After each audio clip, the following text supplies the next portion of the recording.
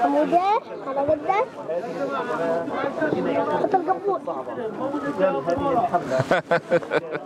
Güzel oldu. Wadah.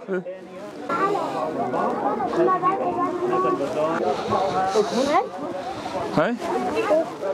Heh, tamam. Ceyit.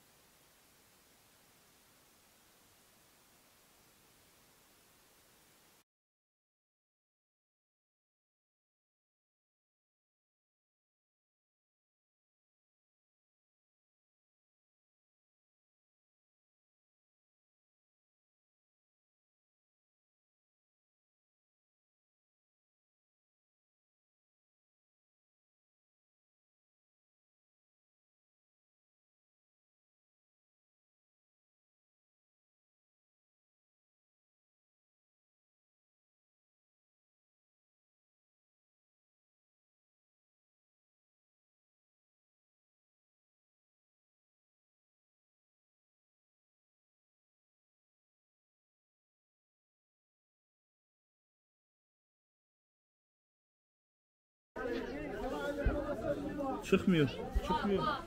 Nasıl olacak? Çıkmıyor. Çıkmıyor. Çekelim.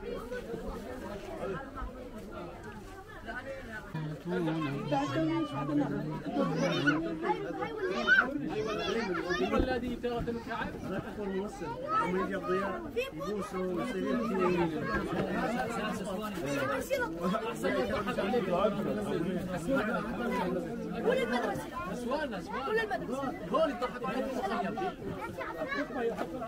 Umut Kervanı İnsani Yardım Vakfı olarak hem yurt içinde hem de yurt dışında her kış sezonunda yapmış olduğumuz kışlık giyim çalışmamız var.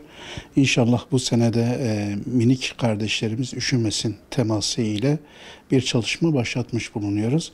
Bunu hem yurt içinde hem de yurt dışında inşallah gerçekleştireceğiz. Özellikle Suriye'nin kırsal kesiminde, Afganistan'ın o dağlık bölgelerinde ve bununla beraber ülkemizin de dört bir tarafında kışın bir sıkıntı çekiyor çocuklarımız. İnşallah 15 yaş aralığındaki bütün çocuklarımıza yönelik bir çalışma başlatacağız. Ve Kasım ayının 2. haftasından sonra da bu programımızı uygulamaya koyacağız ve giydirmeye başlayacağız.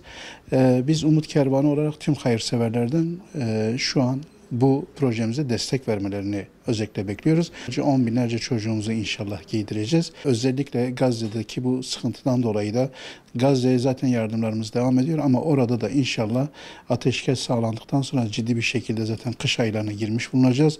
Oradaki kardeşlerimizin inşallah giyimine yardımcı olacağız. Hayırseverlerimizle çağrıda bulunuyoruz. Bizlere yardımcı olsunlar. 750 TL olarak belirlemiş olduğumuz kışlık giyim paketinde bizleri yalnız bırakmasınlar. Allah-u Teala tüm hayırseverlerimizden razı olsun.